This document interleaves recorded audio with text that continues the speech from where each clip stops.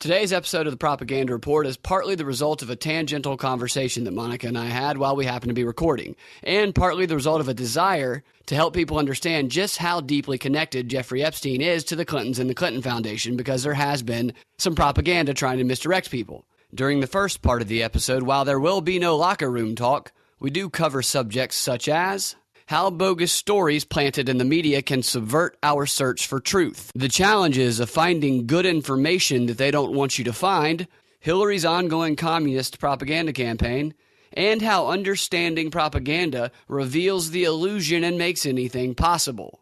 In the second half, working from court documents and not misinformation, we discuss the actual strong connections between Jeffrey Epstein and his pedophile ring and the Clinton Foundations and Bill and Hillary Clinton. And we discuss Bill and Hillary's role in helping a group of international pedophiles get full immunity against prosecution. And we close the show by comparing Bill and Hillary Clinton's connections to Jeffrey Epstein with that of Donald Trump, revealing who comes out clean and who should probably be in federal prison. With that said, due to the tangential nature of the start of the show, we're going to let you dive right in right now. They are putting that in the basket of deplorables, too. I really think that's exactly what's going on. They neutralize real stuff that you find in the deep web by throwing it into the basket of deplorables. Yes, that's exactly what's happening with this case, with this Epstein case. It's being attached predicted that. to it's anybody who says anything about it is crazy fringe racist. Here's what happened. This New York cop comes out, and apparently he's an informant. I don't even know if it's a real person or not, but and he apparently says that he has information into the it was the Wiener thing. It was the Wiener laptop. He has information about what's on Wiener's laptop, and it's damning information that connects Hillary and Bill Clinton to Pedophile Island, to orgy sex with underage kids, to just all this Epstein stuff, like the bombshell Epstein information that probably does exist, but is going to be discredited now because this guy who apparently said that he was going to get information, he hasn't released any information about it. So it's essentially unsubstantiated. An unsubstantiated claim. And here's what happens. Yes, this is what you were explaining to me. Everybody in the media has picked up this unsubstantiated claim because they're all spewing propaganda for Hillary. And here's an article my friend sent me. I had one friend message me and say, I finally looked up that pedophile stuff because he was genuinely interested. Then he said, and then I found out that Trump raped a 13-year-old girl with Jeffrey Epstein. And I had to explain that story has been that case has been dropped twice. It's bogus. It was brought originally by somebody who was a producer for the Jerry Springer show. That girl just canceled a press conference saying she was afraid for her life, but we don't even know if she exists. We don't even know what her name. There's no real name and no evidence whatsoever. That but press one conference story was never going to happen. One story was presented. 100 other websites. This is a bogus story. 100 websites pick up a bogus story. They all spread it out. So when people go to search the internet, all they see is 100 websites saying that Trump raped a 13-year-old girl, and people can't go research all of them. They don't realize that those 100 sites are all just a replica of the one site. I mean, almost verbatim, just copy. Yeah. Not 100 people doing fact checking. If you really, I've noticed that before. There was something about the Chattanooga shooter guy. Where they said maybe he was Palestinian or something, but he wasn't. He was like Kuwaiti. Kuwait is an ally of ours. So I see something like Kuwaiti or Jordan or whatever, and you're just like, wait a second, those are our guys. It's like when Saudi Arabia is in on 9/11. It's like, wait a second, those are our guys. So they said he was Palestinian. So I kept clicking through. I kept looking. It even came up on the National Review, which is a mainstream news, and I kept clicking through, and it all went back to the same place. And the ultimate source, when you clicked through, was an ad. It's all bogus, an ad. It was an ad, like an ad that said that defined Palestine or something. Like it was a wiki, brought you to the Wikipedia definition of whatever. You know what I mean? It was a hot link, but it was just a definition. Yeah, and it's. That happens all the time because it's so much easier for people online are trying to build they're trying to build traffic to their websites. Like 99.99% of people don't give a rat's ass about the legitimacy of the information. They're trying to drive traffic. So they're blatantly copying these other bogus stories. Half the people that are posting these stories probably don't even realize that they're fake. Should I point out that this is episode 10 of the Propaganda Report? Yeah, there you go. Now, let me tell you what this story says right here. 10 minutes into our conversation, we might tell people what we're talking about. They'll figure it out. Okay. So one of my friends, so he's just surrounded by this, just people buying in to everything Hillary Clinton right now. People who think Hillary Clinton, who openly promotes and provokes World War III on a regular basis, think that she's a humanitarian who isn't going to lead us into war. Oh, I know. That's the thing. It's this silencing the anti-war left, or they call it left cover, where they make it's this pathocracy concept that where the government's the opposite, like of it's actually against you. They make her look like that's why they gave Obama the Peace Prize. So he could, last year in 2015, he dropped 20,000 bombs on Syria, but that gave him cover. Yeah, because that goes back to foreign policy stuff we've talked about. It's so distant, and that doesn't affect us, except when it's in the news politically, that people don't realize it. And I was telling my friend who is a great guy, and he's like, I hate war. He totally hates war. And I'm like, if you hate war, you don't want to support Hillary Clinton. They call her Hillary. Hillary. She laughs at rapists and murderers. She laughed at killing Gaddafi. And that country, you know how much death and destruction has been rained down on that country? And she laughed at being the one who sparked that. Yeah. Yes. And I just, before we move on past the Trump thing, I was watching, I think maybe during the World Series or whatever, I saw an ad, a Hillary ad, and it was all about what a piece of crap Trump is with respect to women.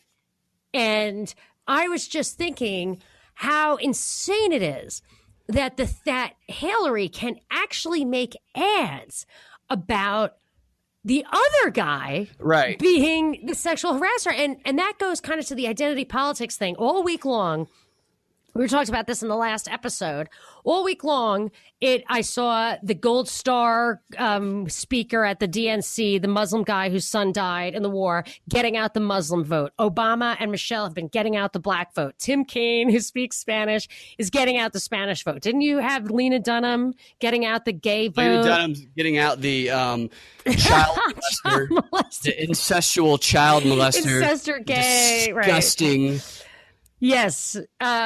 So, and then Hillary is supposed to be the one getting out the women vote, but that's half the country. So, and probably more than half the voters. She couldn't afford to not get that vote out. And that's why I always think that Trump, one of the many, many reasons, I think he's a total setup from the beginning. He was a guy they could make look like this and actually give her the moral high ground, exactly the way Romney was the only Republican in the world who did not have the moral high ground on Obamacare, the only issue, because Romney implemented it in Massachusetts. So they take the guy, this is a lose on purpose scenario. This is my opinion that there's only one party and this is all a psyop. The person who they want to win, they get the other person to be even weaker on that person's greatest weakness. So with Obama, it was Obamacare. And for Hillary, it's that her husband is a dangerous person to be living in the White House, at least if you care about individual women who might be victims. Yes. But there's also that they're going to do that to whoever the opposition is.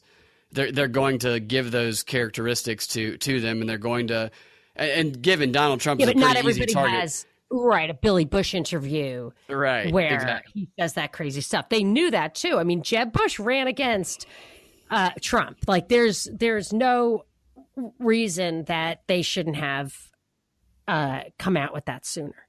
Yeah, and what we were just talking about, and we were kind of scattered, but I think I can kind of align all of this. What we were just talking about a second ago with Hillary is saying the opposite. She's accusing her opposition of doing what she on a regular basis does. And this is true in the fact that she's racist. It's true in the fact that she abuses women. It's true in the fact that she is a war hawk who wants to start World War III. It's true in the fact that her and her husband have the real connections to Jeffrey Epstein and Pedophile Island. And it's true. It's like 5 other things that I noticed. There was something about a Chinese billionaire guy who Trump tried to do business with. But the real story, this was in the Wall Street Journal this week. The real story was that, he was in jail or his associate. I don't have the story in front of me, but the real story was that he was in deep in campaign finance fraud for Bill Clinton. So that, again, like they bring that stuff out to whitewash that guy. So you can't use that against them. Communist propaganda.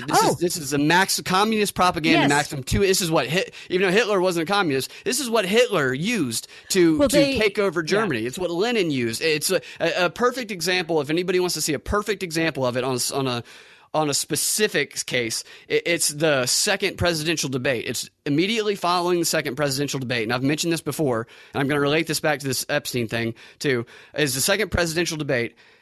Hillary comes out she goes and she's interviewed by Ellen DeGeneres afterwards, and she totally plays the victim.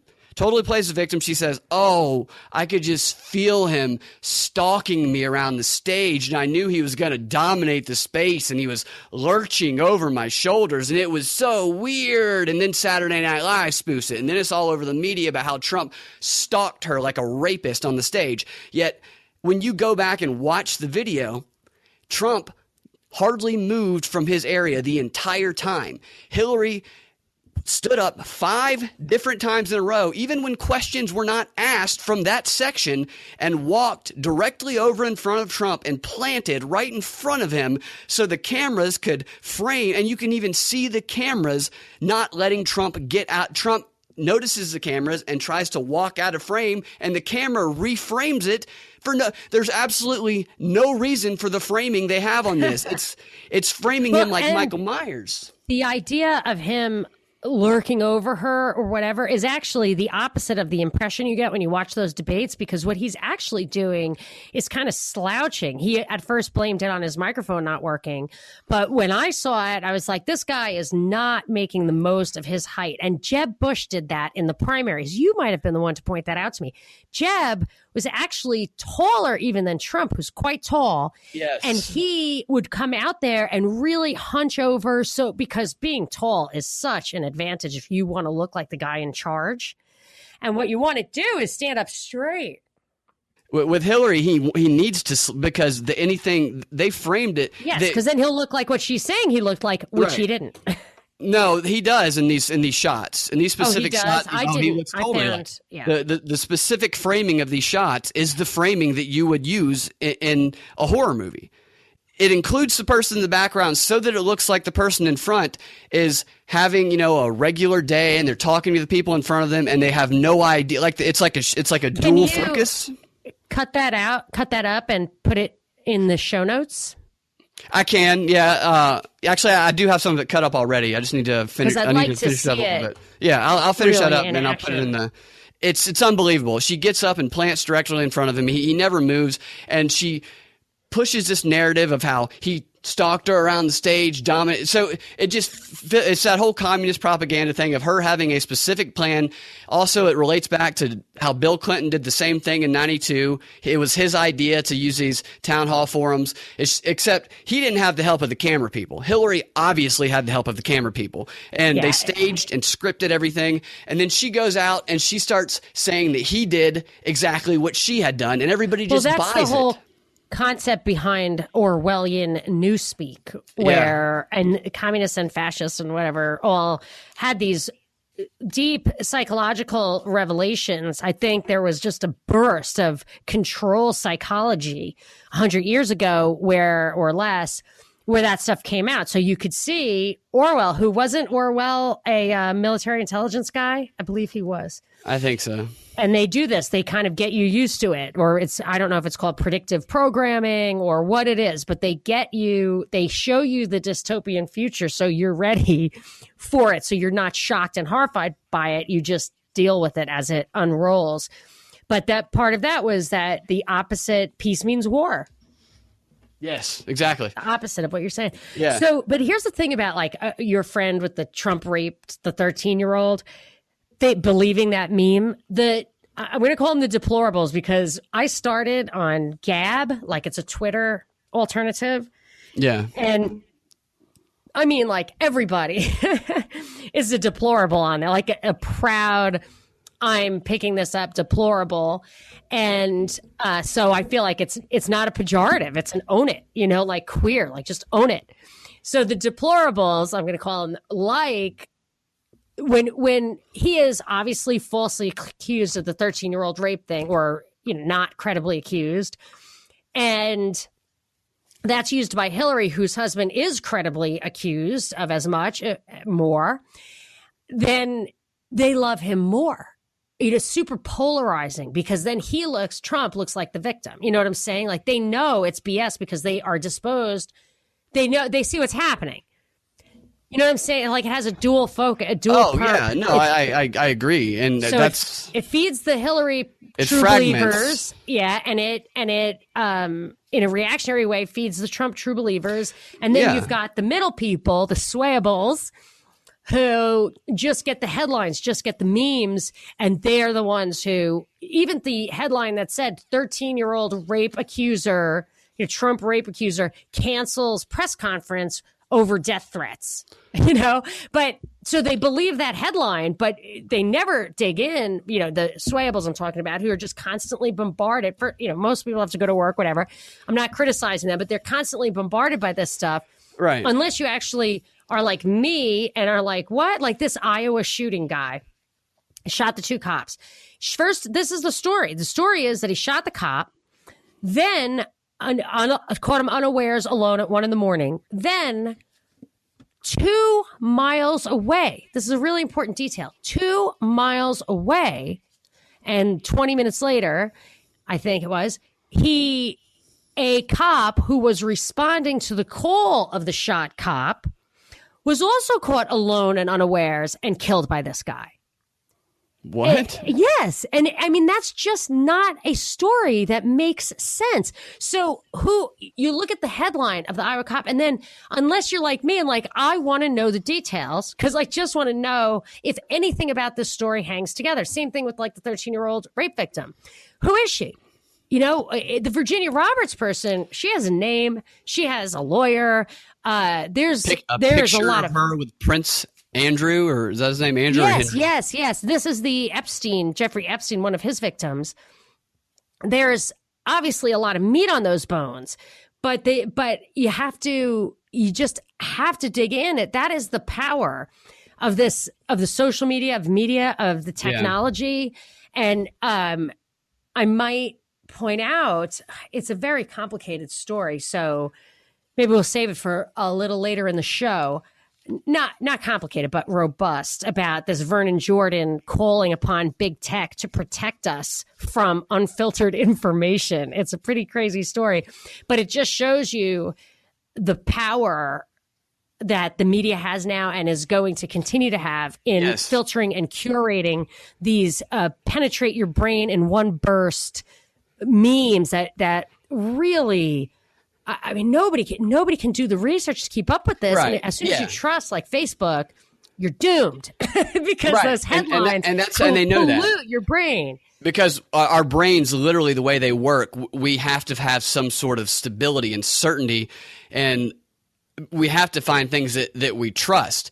And when we find those, it becomes automatic. We develop a reflex towards certain sites, and either towards some sites and against other sites. So it takes active cognitive work to dig deeper into stories, because we're most vulnerable to being manipulated by our favorite sites. Well, that's why I shocked and exasperated those people I've talked about twice already now, who I said, well, if you believe, just don't believe anything in the mainstream media that doesn't have evidence or sources. And the people got upset because they're like, but I chose that. That's my only hope. Like, what do you, I wouldn't even know what to do if I had to. And it's like when you get old, if you know people like, I look at my parents or other, aunts and uncles and stuff, if they had a wayward child or something, there's lots of those in my family. You can look back and wonder what you did wrong and maybe change your view of the world. But like almost no one is emotionally strong enough to do that when they're like 70 or 80. They can't look back and think, I was so fundamentally wrong in my basic view of how the world works that I sacrificed a child to it. Like you cannot go back and think that everything that you've worked for, everything you've believed, the way you think of the world is fundamentally wrong. Is that too harsh? I don't mean to be critical. We got some people driving off the ledge. I know. I really don't like to psychoanalyze people. I don't like to get into other people's heads. It's none of my business. I'm not trying to evaluate or judge or whatever. Yeah. I'm just saying there is something. I get what you're saying. It's really disturbing, and it can happen even to if you're not that old, but if you struggle just to understand what the Wall Street Journal is trying to tell you, you really are going to be bummed that feeling of triumph, like, oh, I've been following this story. I really get it. I can discuss this story. You're going to be really bummed if I'm like, I can't believe you fell for that. It's like, that's why I make people mad. Well, I think there's a couple ways to look at that. It is. We've all had basic premises shattered. I mean, that continues to happen throughout our entire lives. And usually it always happens. We hold on to certain beliefs until we can't hold on to them anymore, is what happens. But I would say it happens where people can't hold on anymore and they start getting a little crazy. Right. Drinking too much. Civilization is, we're all a little neurotic because we're not. Technology has far advanced us in evolution than we have, and it makes us neurotic. And that's actually now required. It reminds me of that CIA guy who was the head of counterintelligence, counterespionage, who had to find the double agents in the CIA and among the defectors from the Soviet Union. He was a completely paranoid freak, and he was the best ever at his job because he didn't trust anybody. I told you this. He said he kept a Russian defector in solitary confinement for 4 years, browbeating him into confessing that he was still working for Russia. Jeez. And all these years have passed. I don't think he was, but that's the thing. If you this info, misinfo, disinfo, which is a stated policy of the government that was Cass Sunstein's memo. Obama's informations are that you must fight underground and alternative information with disinformation and counter disinformation. It is designed that the layers of the onion are meant to be confusing and irreconcilable. And that will really, I think, leads to like drug abuse. Honestly, I really think it makes people crazy. Let me say something about that so people don't drive off the cliff, and then let's get to this site thing because we teased it, the story going on that a lot of people are talking about with Epstein. But I think there's a couple ways to go with that. There's a lot of people that simply just turn off the news because it is so negative all the time, and the intent is to divide people. And I'm not opposed. I would not criticize someone who actually did that because, Lenin, he only taught people to read and write so that he could manipulate them. Because if you don't know what the propaganda, if you don't understand the propaganda, you're not interested in it and you don't care about it, then it doesn't have an effect on you. So a lot of people. That's why they give poor people smartphones. You're right. And televisions free.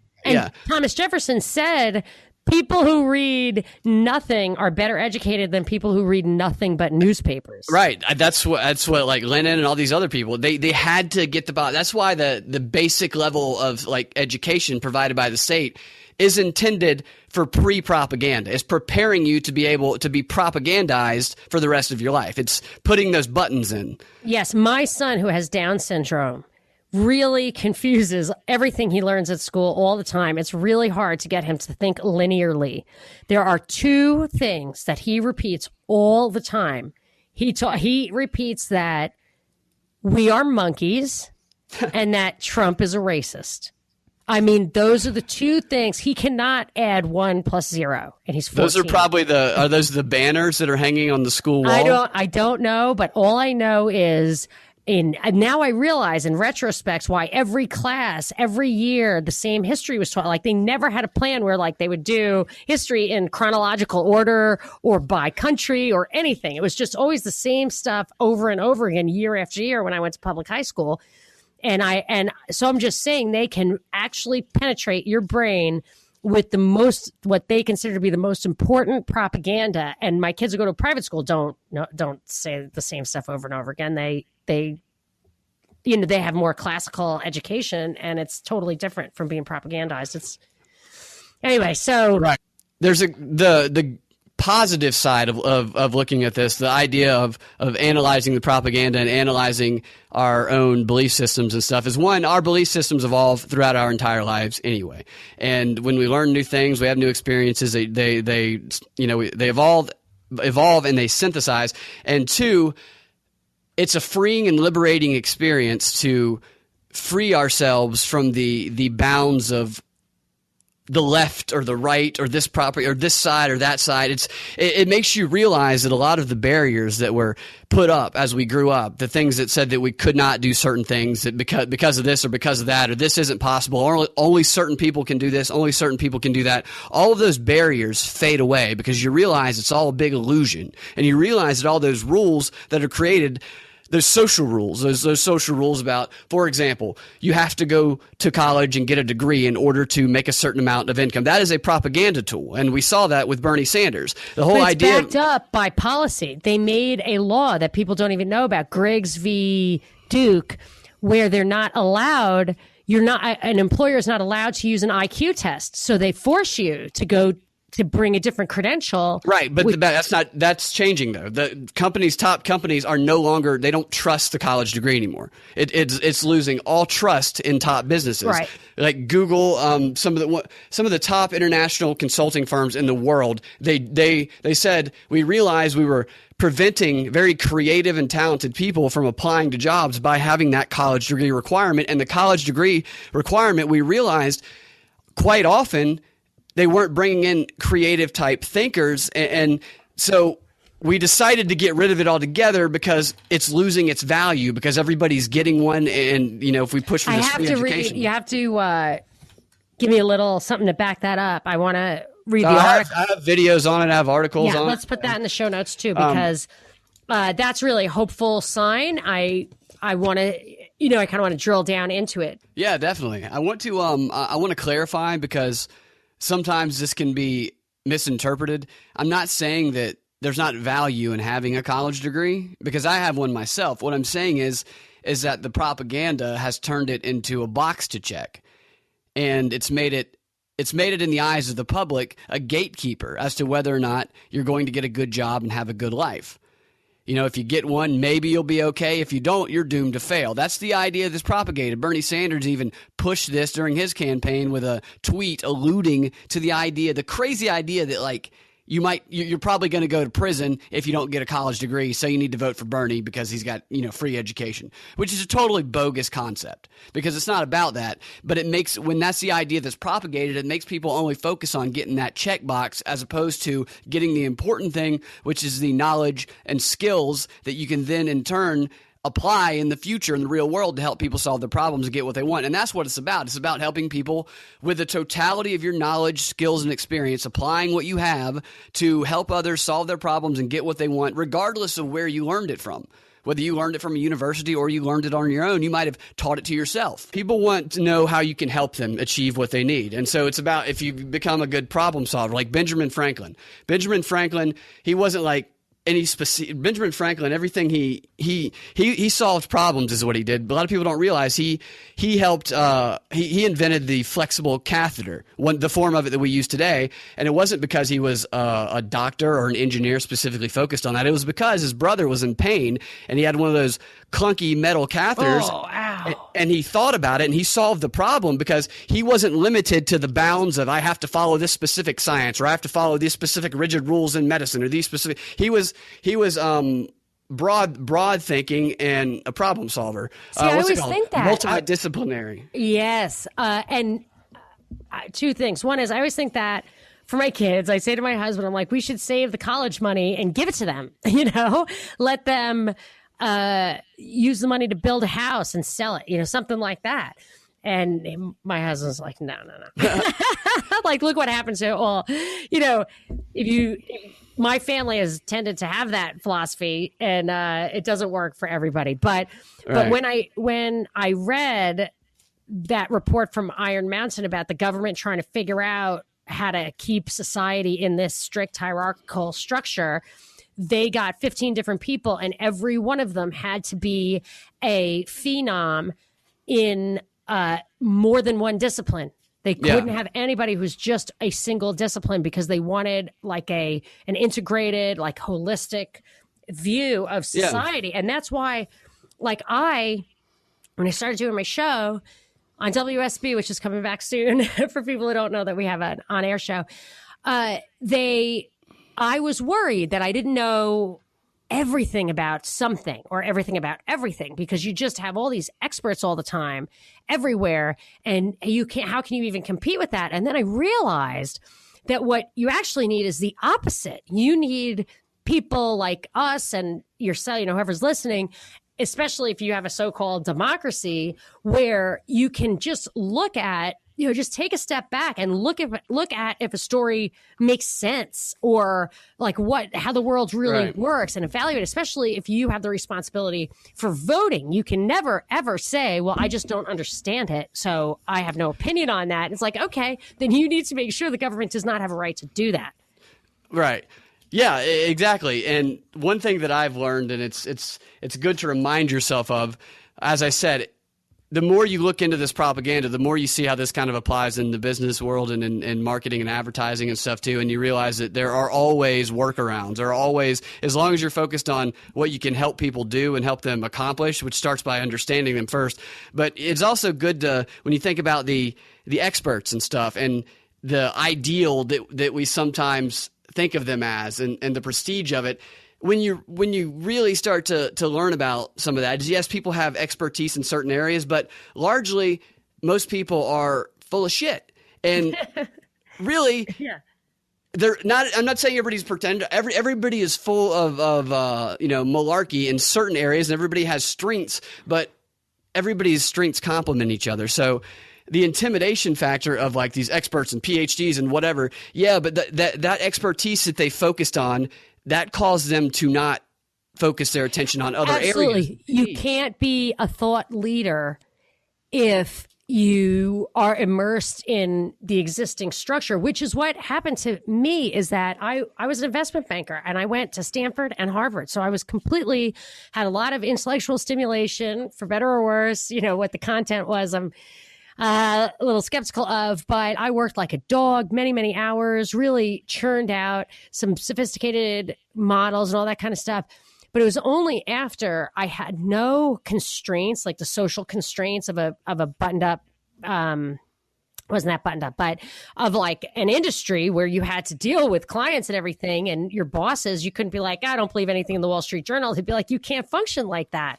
You can't, we base everything on these assumptions, and you can't think outside that box. They tell you they want you to think outside the box because they want you to create new revenue streams, but you can't think outside the box of the assumptions that are critical to the industry. So it was only after I stepped out, was raising my kids, and had to answer to nobody from that point of view, that I would start looking and saying, this doesn't even make sense. Like on the face of it, this is ridiculous. And then you realize that there's more to, like, there's another dimension, or many dimensions, or peel the onion, or whatever, to how things really work. Right. There's so many avenues. And my point a second ago wasn't to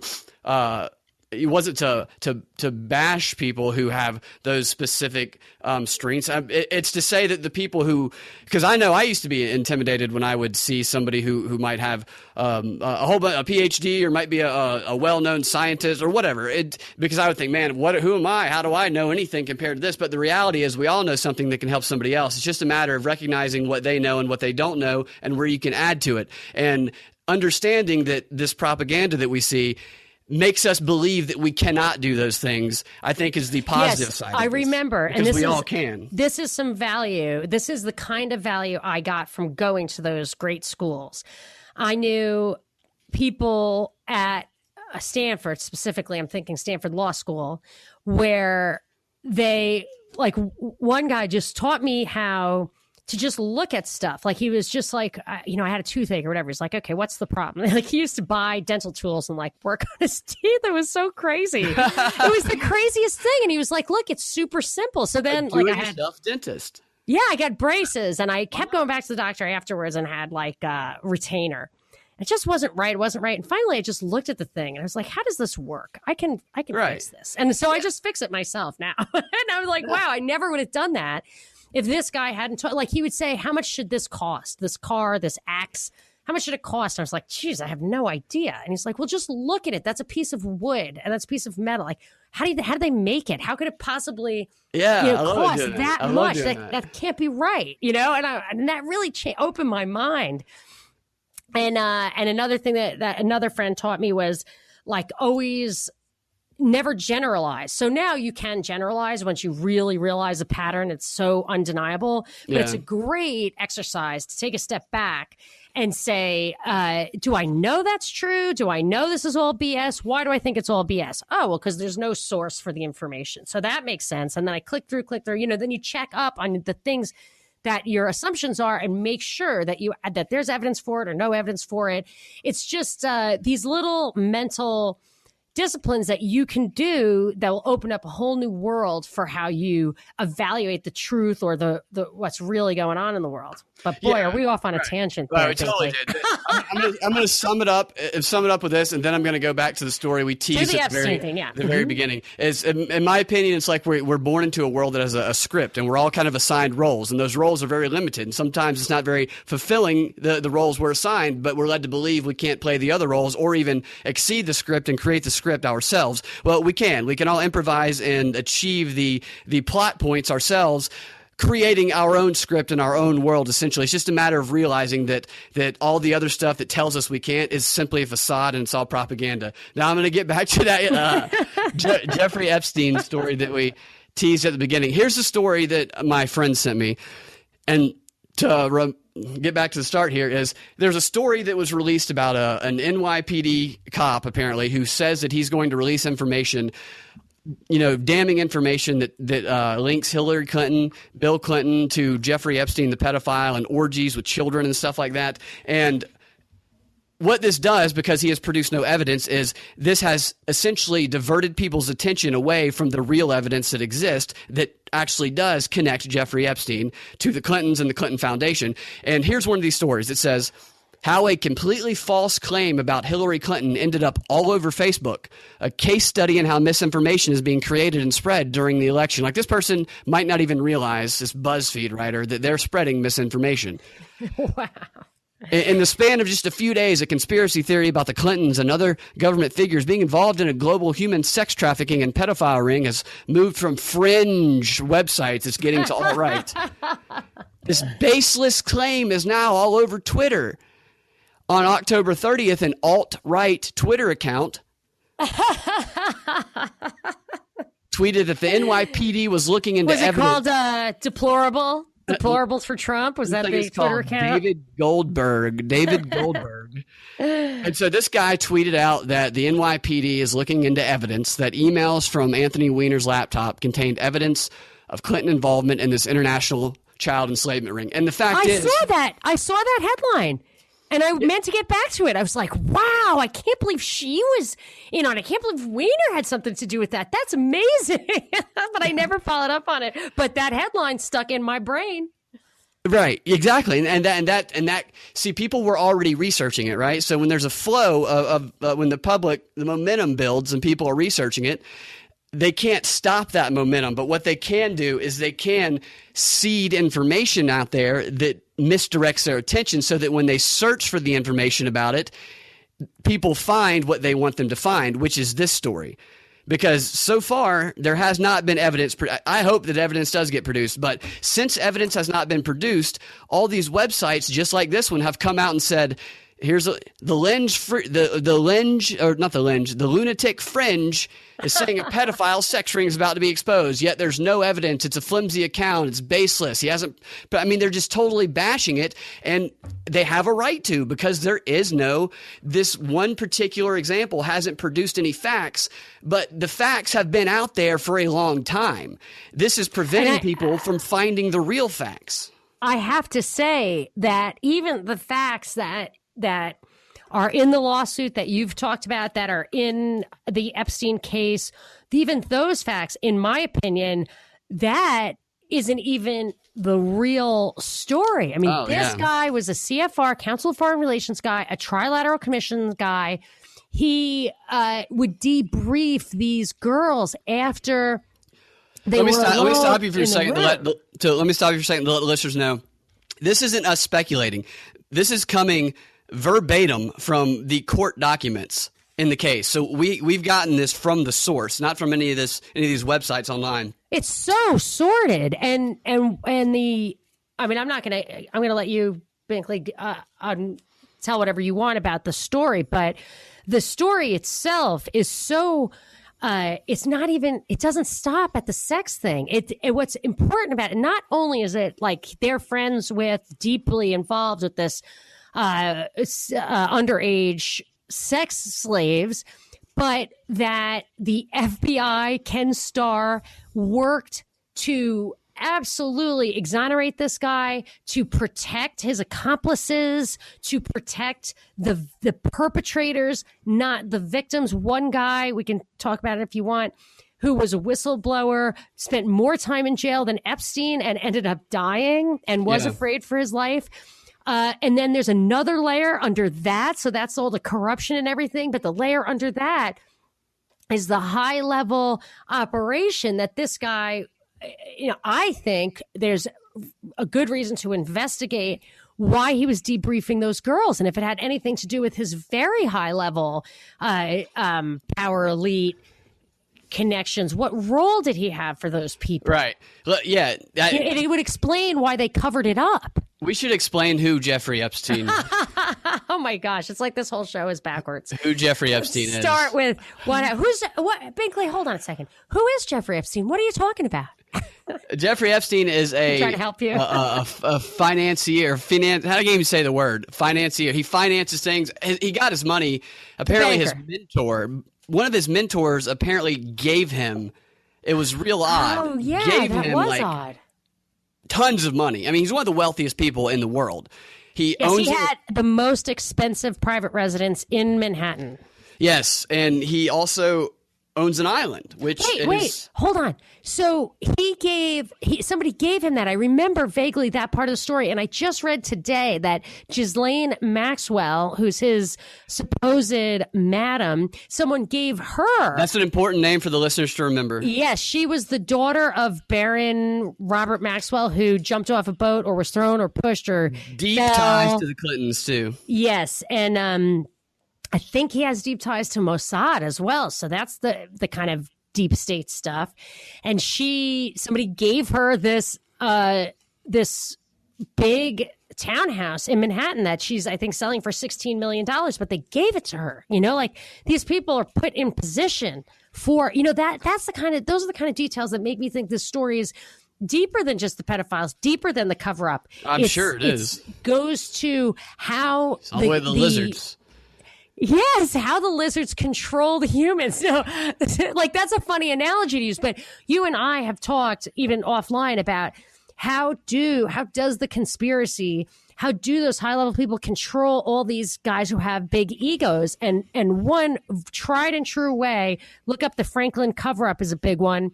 Where they invite you to a party, you're a freshman congressman, they invite you to a party, they slip you a roofie, they put you in the room with a young boy, and they take pictures of it, and you are theirs forever. Right. So I don't know if this stuff is that, but all the pieces of it make me want to know want to dig into this story and not stop short at, oh, Anthony Weiner's laptop was on Orgy Island. Yeah. Okay, let's lay out because we need to make sure people know who. I think a lot of people listening probably already have an idea who Epstein is, but he owns the short of it is he owns an Orgy Island. He finances a lot of projects. He does a lot of philanthropy, and his philanthropy is kind of like that of the Rockefellers in that. There's a lot of ulterior motives there that's going on, and he's very popular among elites around the world because they fly into this Orgy Island and have sex with underage girls. He has a plane nicknamed the Lolita Express. Lolita is a book written about a middle-aged man who gets into a sexual relationship with his 12-year-old stepdaughter. That's what he calls his plane. There's orgies that happen on his plane. Again, there's the island, and here's the connection with the Clintons, and he's connected to Donald Trump too. It's important that we bring this up because anytime somebody, and this is going to happen even more so now because of this news article, because not only does this news article discredit legitimate claims, when people search this, they also get that story we talked about, the 13-year-old rape. So it makes them believe that Trump is the one who's raping people and that the Clintons are innocent, which it's reversed. Because Trump, as far as what the information shows so far is that Trump is the only one who cooperated with people when it comes to the Jeffrey Epstein case, because Jeffrey Epstein got busted for having sex with underage girls. He had 40 victims, and it was in the state of Florida. He had 40 victims. He was found to be guilty, and he ended up getting a plea deal. That's the short of it. The plea deal he got, he probably would have served what some of these lawyers have said, decades in jail had it been any other person. But because he had so much money. That's very interesting. And so much power. Yeah, his lawyers, and a lot of it is linked to that book you talked about. Because that book didn't get to the investigators. I didn't mention the book in this episode. I was just referred to it obliquely. This guy, Alfredo Rodriguez, was the butler of Epstein, and he was worried for his life, so he swiped Epstein's address book. I guess he felt like he knew too much and things were closing in, and he knew that these people he thought these people were dangerous. So he thought that the FBI could not be trusted, and from these court documents, I agree with him, the court documents you're talking about, hopefully we can link them. He took the little black book, which was not black, I don't think, but like the little address book, and instead of going to the FBI with it, he went to the defendant's lawyers. He went to the ones who were suing or pressing charges against Epstein. And those lawyers, now I thought it was nasty of those lawyers to do, but when I think about it, I did work in a law firm for a summer. I went to law school. You went to law school. And I was a banker, which we always ran everything through our lawyers. Lawyers don't tell you to do anything illegal. They don't do anything illegal. They had to turn this over. And so they did. Ends up, this guy, Alfredo Rodriguez, spent more time in prison, in a worse prison than Jeffrey Epstein himself, for what they said he was suppressing evidence, which, because he didn't bring it to the FBI, brought it to these other lawyers instead. And like I said, he was afraid for his life. When he got out of prison, he died of some illness. So he's gone. Some mysterious illness. I don't know what it was. I can't remember, but it doesn't matter because all I saw was words on a page. He died of an illness, whether it was cancer or whatever they said on that page. We're talking about people who are seriously above the law here. Yes. So who knows what? I mean, plenty of autopsies have had screwy mistakes in them, and who knows? I mean, anyway, so that was the book that you were just referring to. Right. And it had all those names and numbers in it. I want to establish... Trump's name was in that. He knew Epstein. It's right. Well established he knew Epstein. A lot of celebrities was in this book. Just to establish how bad of a guy this guy is. Like I said, he had 40 victims, and this stuff is verified by the FBI in the court documents, in the investigation.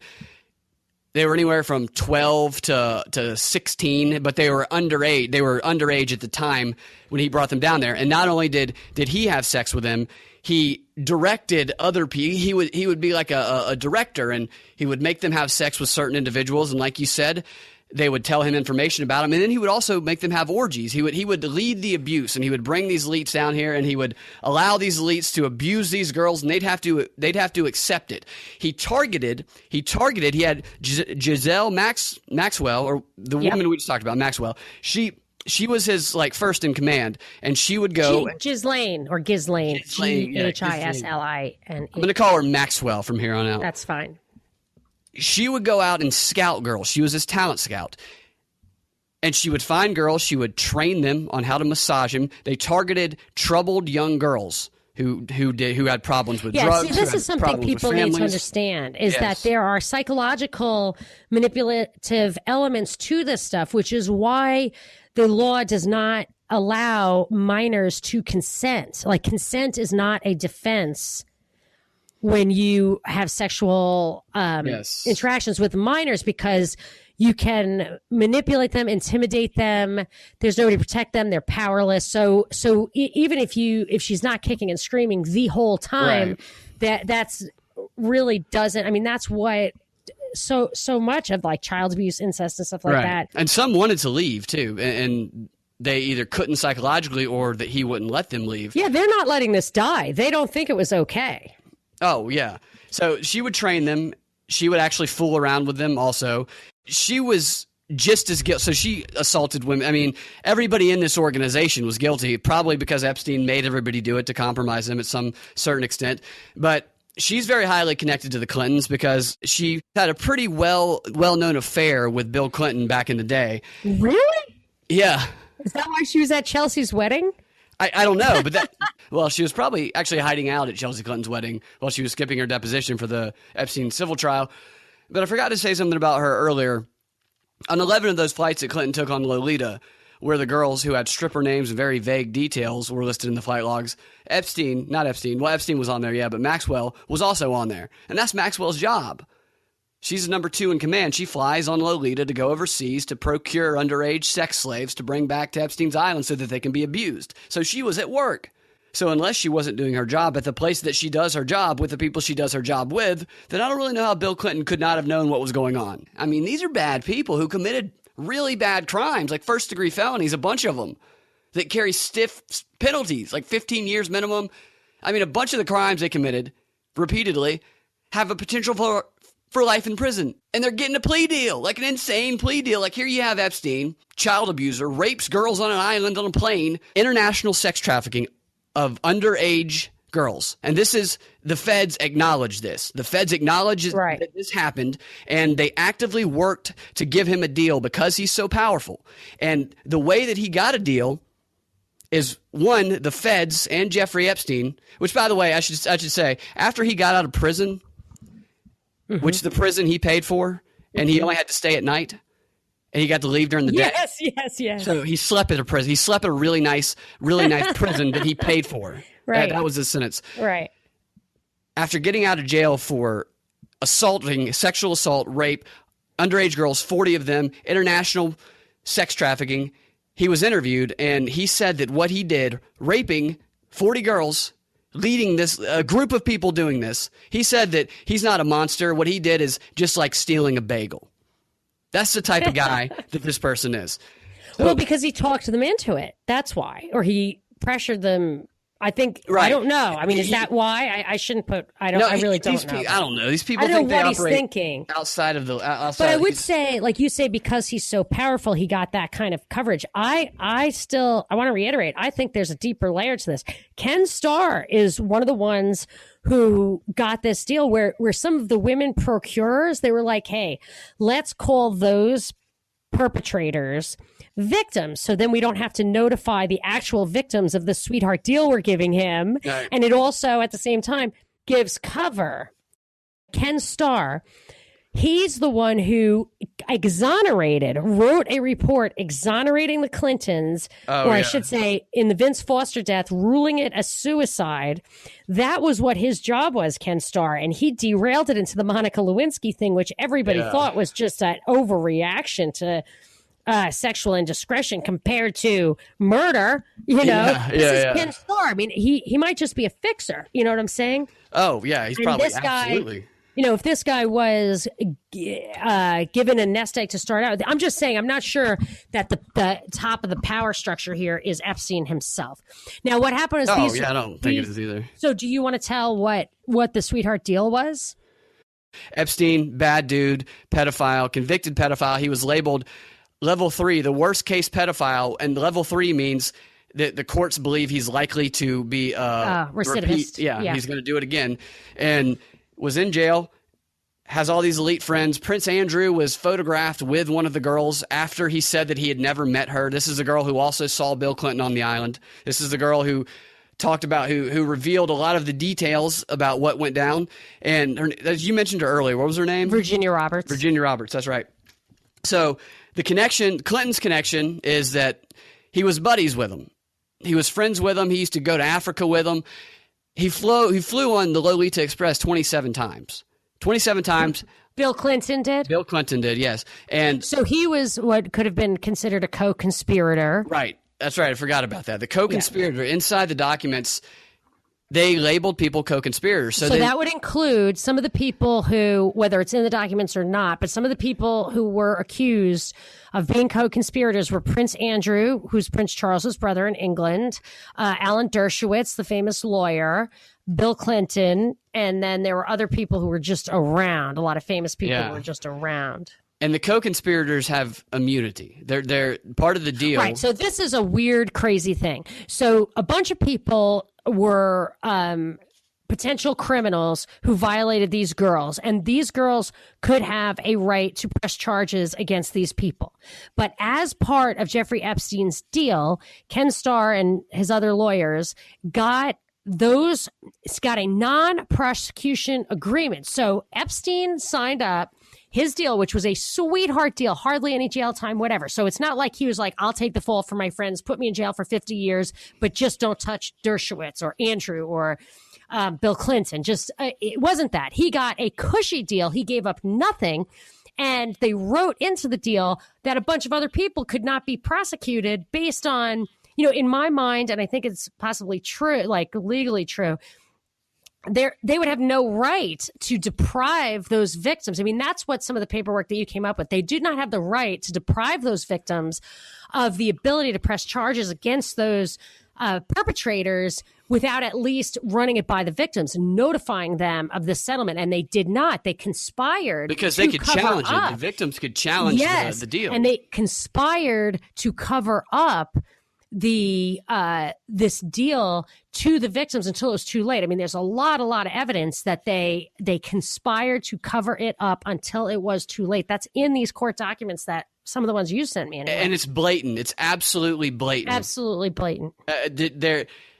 The feds, in direct communication with Epstein allowed to have a say on whether or not victims get noticed and what language is used in the documents sent to the victims. Which is against the law. Totally against the law. They have to notify the victims. That's what was in that thing. So this is the thing. If you want to get about how the FBI is screwed up, this is what you need to be looking at. Not like Comey wrote a letter that didn't have all the T's crossed, right. That is not a scandal. Like people are like, what's all this email gate? I can't believe you don't think it's a big deal. I'm like, yes, because all they're talking about is form. Where was her server? Was there a C on the emails? And this is real conspiracy, real corruption at the highest levels. And the Clintons are mentioned for crimes. Right. And against women, young women, against girls, little girls. Hillary Clinton, I'm with her. Right. But Hillary Clinton's not with any of these victims. Yeah, like that crazy commercial you showed me where the 8-year-old is like, I want control over my JJ. That's just that was in an ad, right? Yeah. Right? Am I wrong? No, you have to put that ad in the show notes. I don't want to say it. I don't even like to say it. But this is an ad with a child saying it. And it's got and it has a woman, or it has Bill Clinton in a dress with a big Bill Clinton face on, because it's a thing where it's like Bill Clinton for first lady. It's, man in a dress with hairy legs and a Bill Clinton head. Once you understand the Epstein case and then you watch that commercial, it's sickening. Well, when you watch their Trump bashing commercials, it's horrifying. It's like, this is Trump's the problem? Right. And Trump's connection too, because that's good. Because usually when you tell people that Bill Clinton's connected. The response is, well, Trump's also a pedophile rapist. So that's right. So it just neutralizes the issue. This whole entire campaign, this whole election season has been about neutralizing the otherwise insurmountable issues against Hillary and Bill. I mean, their crimes are real crimes. They're not crimes of form or process. They're real crimes, and at least enough of a suspicion of real crimes that it should be a deal breaker. Whereas Trump uses foul language, and it's that gets all the press. Right, and just like this, it gets misdirected from the real issue. So Trump's connection, Trump is also, his phone number is in Epstein's book. I believe he also visited his house at one point. And I want to state up front, like when I started researching this case, I started researching it because I thought that they both were just as bad, just as guilty. And I was just blown away by the fact that we could potentially have two pedophiles. Either way, we get a pedophile. Either way, right. That's what you have to feel like. Either way, it's super bad. And then I researched it, and I realized that Trump actually comes out a hell of a lot cleaner on this than Bill Clinton I agree. does. Well, no, Trump actually, that's why I think Trump is an actor. I mean, he's not, two of his three wives were immigrants. I don't think he's a racist. I think he's an elitist. He's not a racist. No, but it's all, and oh my gosh, I saw this article in the newspaper this week. It so pulled it together for me.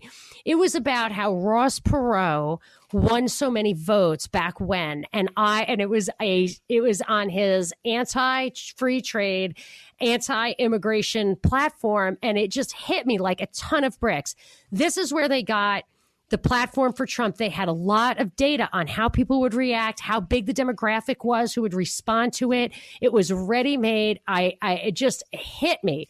So even that, I think that stuff was a construct and of how, what to create in the opposition, how to use this election cycle to create opposition, and because they could study how Perot got people excited. Right, and that goes back to my point of the spies. It's so hard to tell because everybody who's at that level has access to that kind of data and information, that type of intel. Even the good guys and the bad guys and the guys in the middle, if they have enough research, if they have a research team and funding, they can get access to that type of information and do the exact same thing. Say that again. I'm sorry. Well, everybody has access to psychological warfare intel. Every single person does it. Even the good guy can create a character profile. Like you and me? People with fun. Actually, yeah, we probably do if we did enough research. But people with the right. People with the funding can all do that. They can all wage psychological warfare, whether it's for good or evil. So that's why. And they all have to, because we don't pay attention, because technology and all the other distractions, it's a bunch of people fighting to propagandize us. So we have to choose the propaganda that we accept, which means we have to choose which one is actually serving our best interests, which one is genuine, which one is not hiding its true intentions. And that requires us. White propaganda. Yeah. That's the only way people get our attention nowadays, because we don't sit and watch boring hour-and-a-half long speeches when we can watch Marvel superhero stuff. They have to fight to get our attention. And so I'm not saying it's good. It's the fact that they have all this psychological information, that they can create these character profiles at will. It's challenging. It requires us to step back and really use our critical faculties. Ron Paul, I like to use this as a touchstone, because the two RPs, Ross Perot provided the model for Trump, but Ron Paul created the need for, that GOP felt they needed.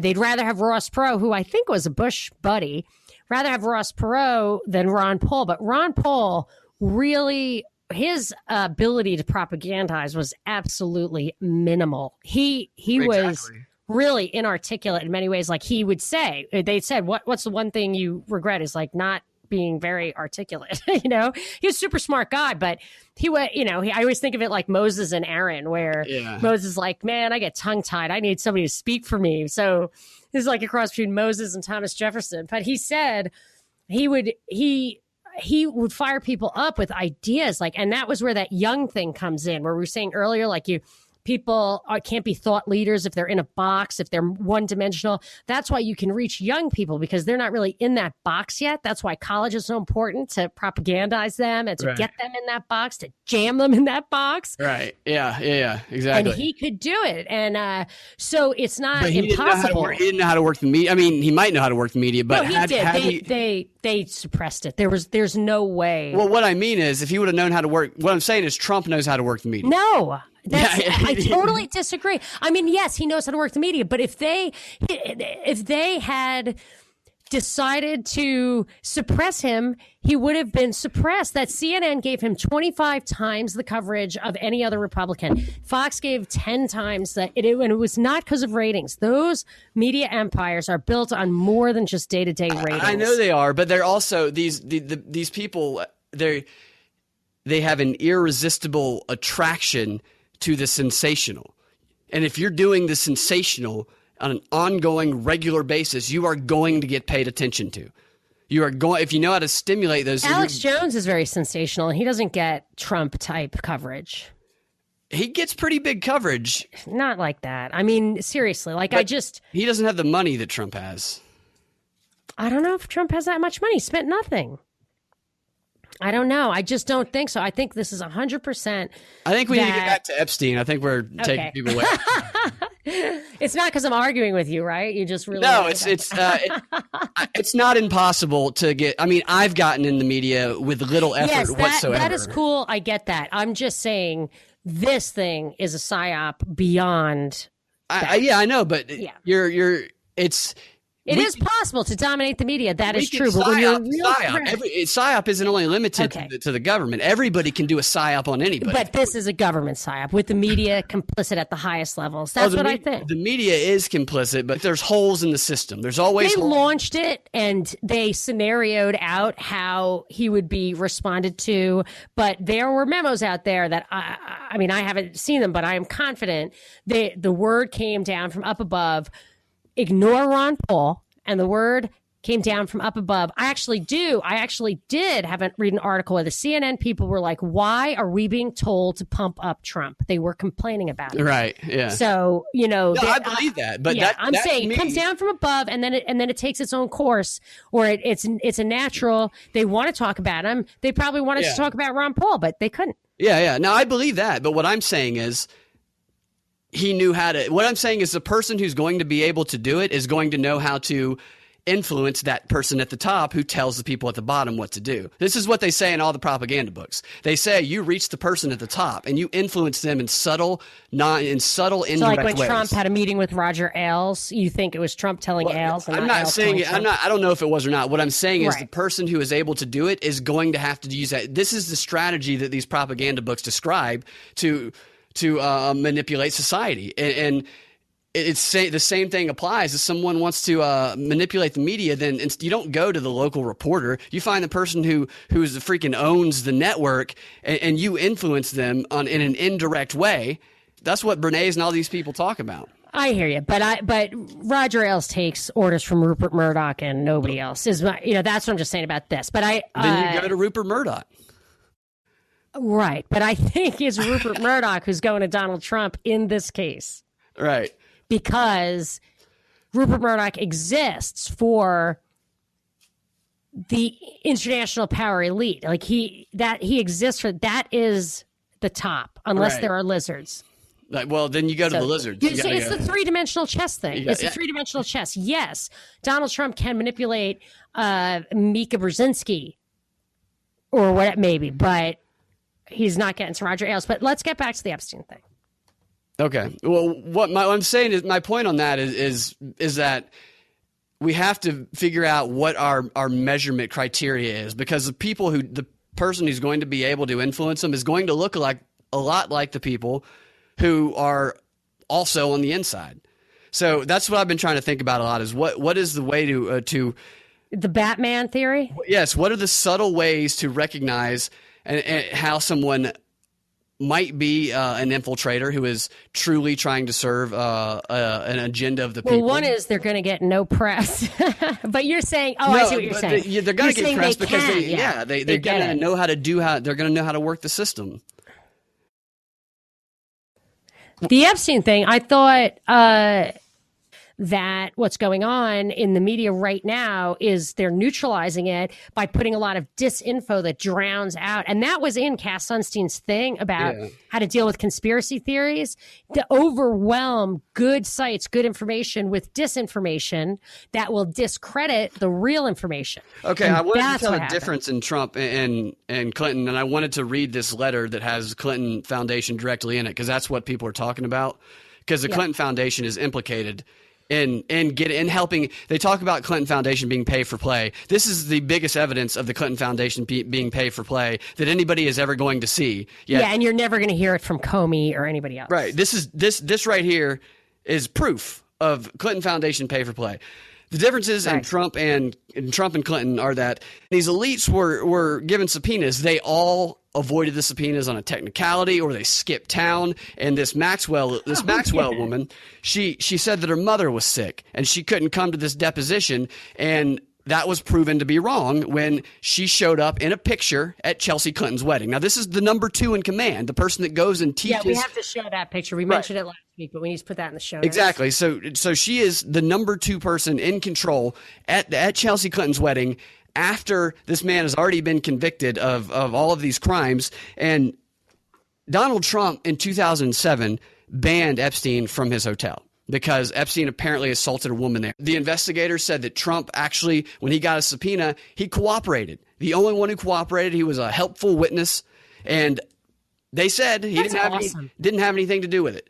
I don't know the further extent of that, but the people who were asking the questions said that he didn't have anything to do with it. And also, one thing I found interesting is that Trump flew on the plane one time, and Epstein's brother, when asked about it, Clinton flew 27 times. Epstein's brother, when asked about that, said, I think he just wanted to ride home because he wanted to leave. Wow. Epstein's gardener was asked about Trump, and Epstein's gardener said something like, I can't remember the exact quote, but it was something like, he wasn't like the other rich people. He came and ate in the kitchen. I read that article. With all of us, with all the workers and stuff, instead of sitting in there with the elites. So Trump banned him. The Clinton Foundation continued receiving money from Epstein even after he was already convicted of pedophilia, had the number 2 in command at Chelsea Clinton's wedding, and the Clintons never addressed any questions surrounding the connections with Epstein, the 27 times on this plane. And on the plane, and like 11 of those flights were girls with stripper names like Chocolate, or I don't know, stuff like that.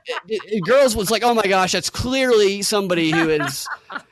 And he went on the plane like, I think it was 5 times without Secret Service, and that's crazy. Wow, politicians that is. don't ever do that. So, and what the quote about Virginia Roberts saying that Epstein laughed and said, "Oh, he owes me a favor." That's why he's down here. He owes me a favor. Yeah, but that was so confusing to me. Why would it be a favor to Epstein to have Bill Clinton there? Why isn't it a favor to Bill Clinton? I mean, no, there's definitely information in that. Yeah, there is. There's a lot of missing information. Bill likely in that case was giving Epstein credibility, right, to lure somebody in. Yeah, you're right. That's purely speculative, but there has to be. Why would It just sounds like you'd be doing. It would be not a favor to go and do that kind of crazy stuff. Well, I'm sure Bill loved going down there. So here's the. Now there's a letter. Now, in order to get this deal, and you have to understand that this deal, even Hillary Clinton supporters, it's funny because there's like a few videos of a couple pretty prominent Hillary Clinton supporters, like the Young Turks. You ever heard of them? Yes. They love Hillary Clinton, but like they were on Air America Radio, and now they have like the guy has used to be a conservative, actually. Nobody knows that, but he has like a little YouTube. Yeah. He has TV show. So they were huge Bernie supporters, and when they were huge, this is a good way to find out some critical information about like Hillary is people who supported Bernie, news networks like online, they were bashing Hillary with stuff they won't even talk about now. Yeah, they won't even talk about it. And they did this like 15-minute thing on Epstein and how, and I think he is a lawyer maybe also, and they laid out some really good evidence, because I always look for these commentators on the other side. So that we can because people will be like, oh, that's a Fox News thing. So I'll be like, well, this is actually your guy saying this right here.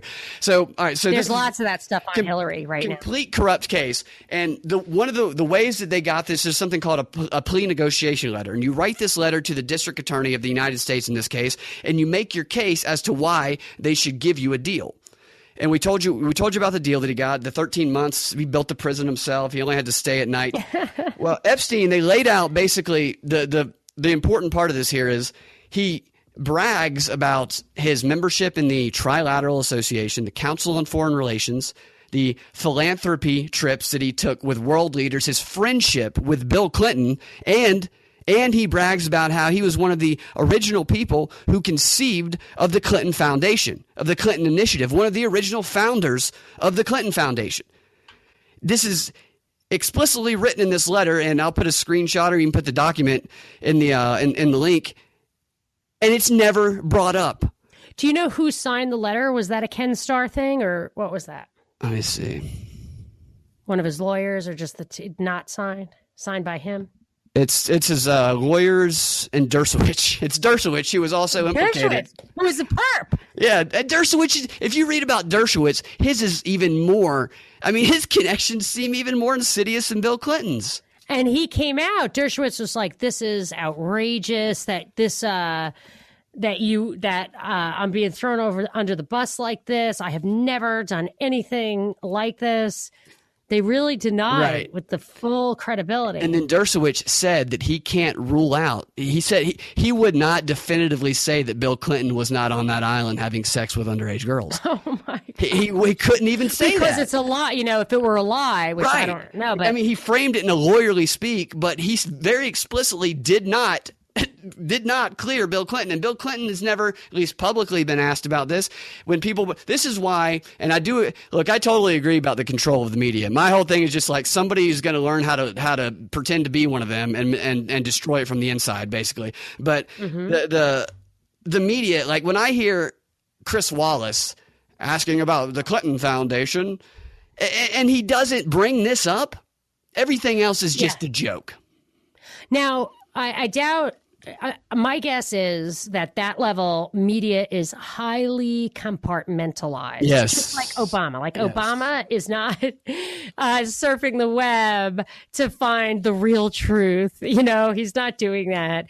Chris Wallace isn't doing his own research. Yes. You're right. It's intentionally compartmentalized so that these people can have a straight face. I mean, that's the origin of like plausible deniability is that you don't tell them. Don't tell them. Yeah. And then they don't know. So where can you say where you got turned on to this actual documented information? I just emailed the lawyer and he told me where to find it. What lawyer? The lawyer for one of the victims. Yes, that's what I'm trying to say is that you did a little research. The information was there and nobody cares at all. Like this could you imagine that this was like a continuing, there's a continuing story, a couple of continuing stories in the Wall Street Journal about one is a medical company called Theranos, and one is about the president of Malaysia and how corrupt these people are. Just every other week. I mean, there's probably been a dozen articles about each one of those, just on and on and on. This guy embezzled money. This chick lied about test results. On and on, the same thing, and in continuing investigation. Could you imagine if they were really interested in like a hard-hitting journalism? This is if this were the article that they had led their new, a continuing series on the Jeffrey Epstein cover-up. You know? I mean, this is a movie, a television series. This is as dramatic as it gets. I know. I was thinking that as a definitely will never get made, and now it's being neutralized. But I think we ought to wrap it up rather than get into other topics. Yes. Is there anything you wanted to conclude on this particular subject? I just wanted to conclude that there's going to be these news stories come out. Hopefully evidence does come out, but if you want to show people the real evidence, then I'll see if I can link this document on the website or something, and then send people to real court documents. When you show people real documents and real from the case itself, they cannot deny it.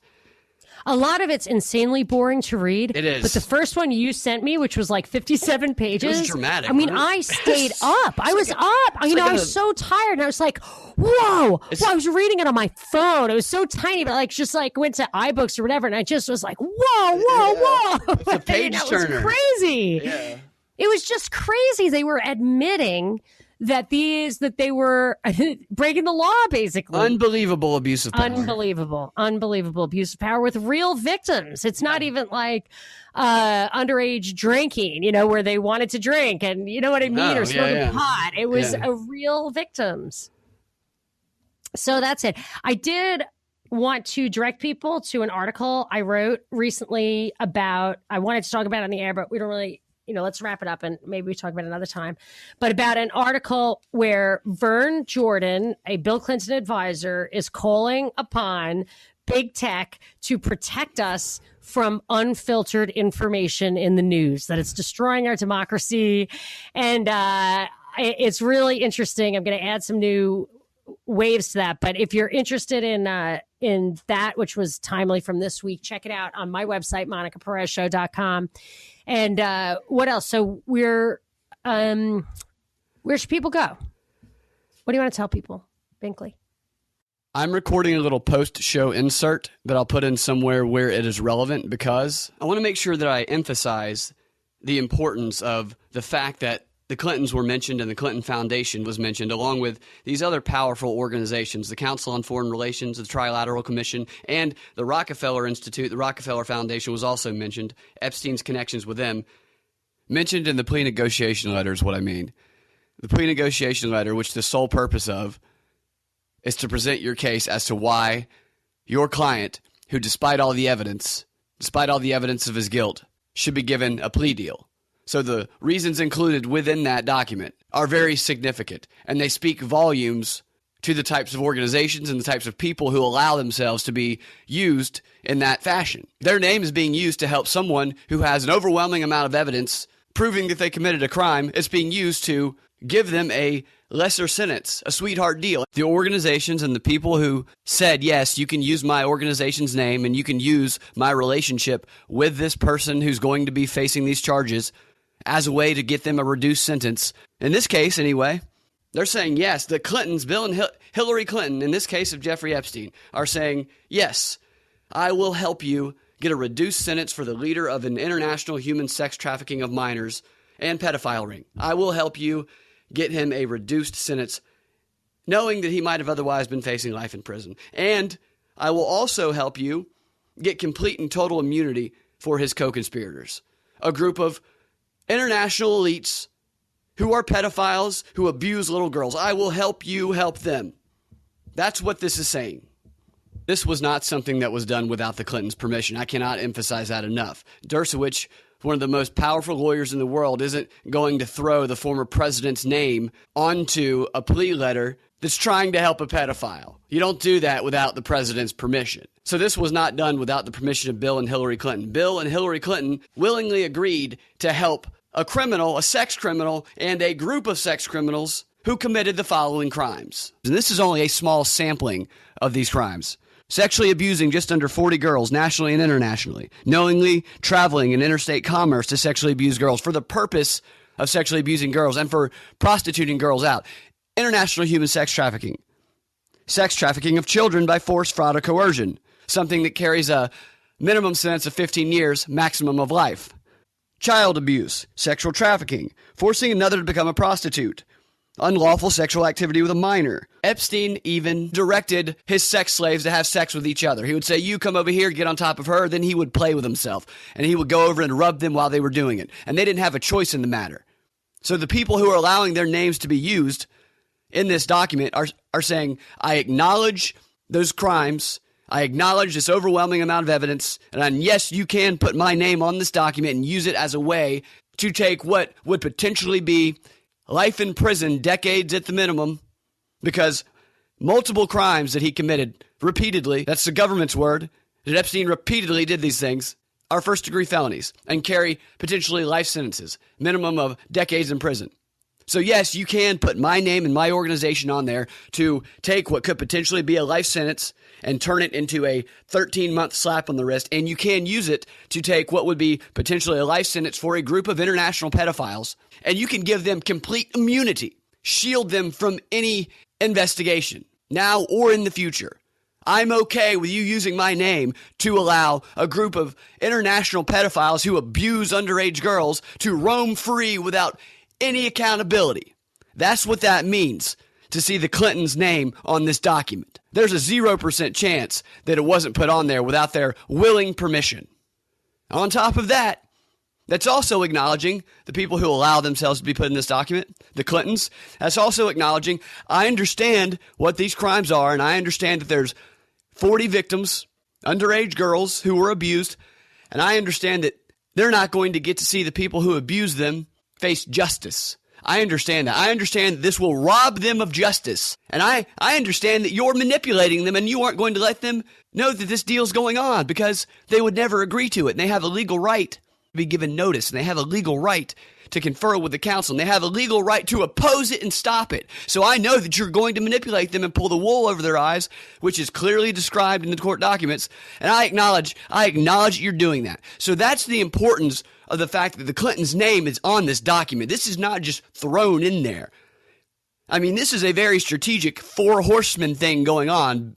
Clinton Foundation, Bill Clinton, Trilateral Commission, Council on Foreign Relations, Rockefellers. This is a threat, is what this letter is. This is Jeffrey Epstein's lawyer saying, I understand that you have an overwhelming amount of evidence against my client. Nobody's denying that. He'd be absolutely guilty. But what I'm saying is, here are his friends. Here are the people he also has evidence on. So if you take Epstein down, he's bringing the whole house down with him. So it's in your best interest, district attorney, to make sure that those girls don't find out that this deal's happening and that we get Epstein a reduced sentence because you do not want him testifying in court. And these people who are involved in these organizations certainly do not. Because when you look at the flight logs and when you look at the people who were in and out of Epstein's Island, you see people from the Trilateral Commission. You see people from the Council on Foreign Relations. You see Bill Clinton. These people have a very, very high stake in protecting Jeffrey Epstein. That's what this means when you see their name in this letter. That's how Jeffrey Epstein protected himself on all fronts. He selected girls with specifically troubled backgrounds because they'd be easier to manipulate down to the island. Girls who had parents that were addicted to crack, girls who were homeless. He also selected girls with troubled backgrounds because he knew that in the future he'd be able to run a smear campaign on them if they ever testified against him, which is exactly what happened. So he specifically chose girls that he could abuse again by using their background against them. 12-year-old girls who might have been homeless or used drugs. I mean, this is abusive, predatory behavior at its worst. He also had everybody who worked in his organizations spying on and gathering information about everybody else. Maxwell would take pictures of the girls and gather information on them. He would force the girls to get information on the wealthy elites. He was building blackmail material on everybody so that when this happened, he could say, I'm bringing everybody down with me unless everybody protects me.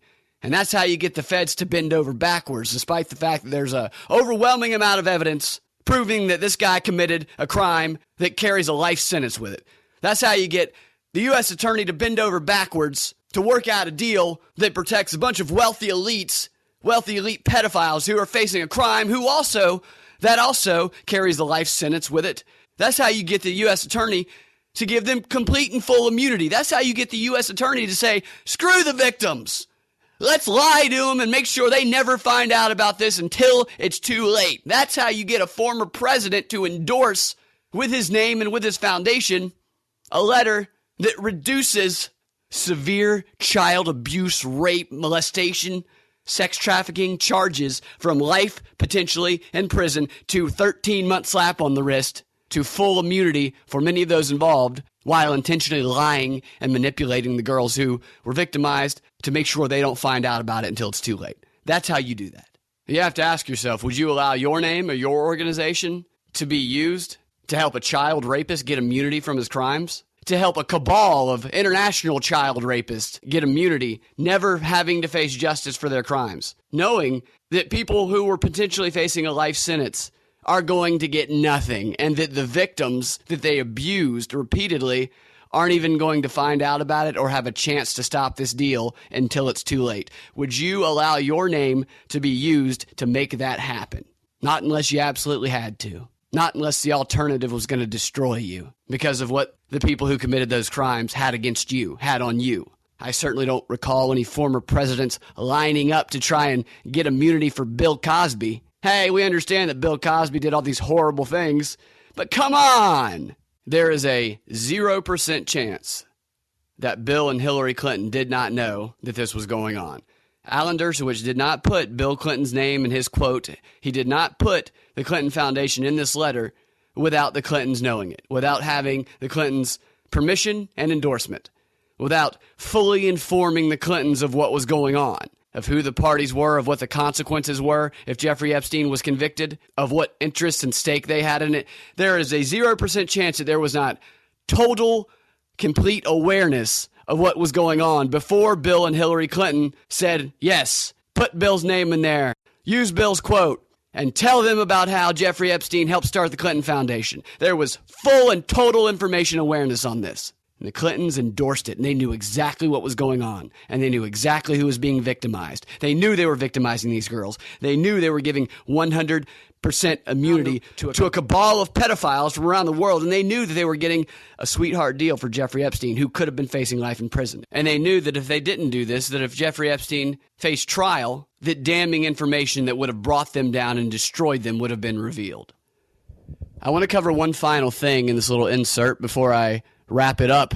Even though the election will probably be underway already by the time we post this, I want to make sure people who support Hillary and defend Hillary and Bill Clinton and the Clinton Foundation, I want to make sure they know the clear differences in the relationship between Jeffrey Epstein and Bill and Hillary Clinton and the Clinton Foundation, and the relationship between Jeffrey Epstein and Donald Trump, because there are some significant differences, despite what the internet misinformation might lead them to believe. Both have flown on Jeffrey Epstein's Lolita Express. Donald Trump has flown one time. He was at a party. He saw that the plane was leaving, or he saw that Jeffrey Epstein's brother was leaving, and Donald Trump wanted to ride home. He wanted to leave. So he flew on the Lolita Express with Jeffrey Epstein's brother. This, according to Jeffrey Epstein's brother. Bill Clinton, on the other hand, has flown on the Lolita Express 26 times. I said 27 earlier, it's 26. 5 of those times, he didn't have Secret Service with him. 11 of those times, he flew on the plane with Maxwell. I referenced this earlier. Maxwell, whose job it is to ride on that plane and go find girls to abuse. So Bill Clinton was on that plane with her. Both have phone numbers in his little black book, Jeffrey Epstein's little black book. There were 14 of Donald Trump's phone numbers and 21 of Bill Clinton's phone numbers. It seemed like this was Epstein's intel more than it seemed like it was people giving him their phone numbers and information. The same is true for Bill Clinton. It seems more like this is Epstein collecting intel. Both have been identified as being at Jeffrey Epstein's house. Donald Trump went to a dinner party. Jeffrey Epstein's gardener said that strangely, unlike all the other elites, Donald Trump didn't eat in the room with all the elites. He ate in the kitchen with the workers and stood up while he ate and spoke with them. Donald Trump banned Jeffrey Epstein from his hotel in 2007. Bill Clinton and Hillary Clinton continued accepting donations to the Clinton Foundation from Jeffrey Epstein after he was already convicted as a pedophile, after everybody already knew he was a pedophile. Continued accepting donations. Clinton allowed his organization, Clinton Foundation, his name, his quote, to help Jeffrey Epstein get away with systematic abuse of children, of underage girls, by lending his name and quote to that plea letter. I've already covered that in depth. Donald Trump was subpoenaed to give a deposition, and he was one of very few people who actually cooperated. Others, like Maxwell, as we already mentioned, skipped town, got out of their deposition, their subpoena on a technicality. Donald Trump, as soon as he realized he was going to be subpoenaed, he called the lawyer directly and he said, "You don't need to subpoena me," and he immediately cooperated. The lawyer of the victim said during the call, Donald Trump was open and forthright. He was in no way involved in Epstein's activity. There's no evidence that would implicate Trump. He described Trump as being extremely helpful and honest during the questioning. So Trump, when he finds out that he's going to be subpoenaed, he goes directly to the lawyer. He's open, honest, and helpful. Maxwell, when she finds out she's going to be deposed, she makes up a story about how she's going to be out of the country and how she's never coming back, when in reality, she was at Chelsea Clinton's wedding photographed. So that's a comparison of how the Clinton side handles this case and how the Trump side handles it. His name was cleared by the people asking the questions who were defending the victims. Donald Trump's was. Bill Clinton's, on the other hand, has not been. There's a clear difference in the way the two come out. Donald Trump comes out clean. Bill Clinton comes out, well, draw your own conclusions. Okay. This concludes episode 10 of The Propaganda Report.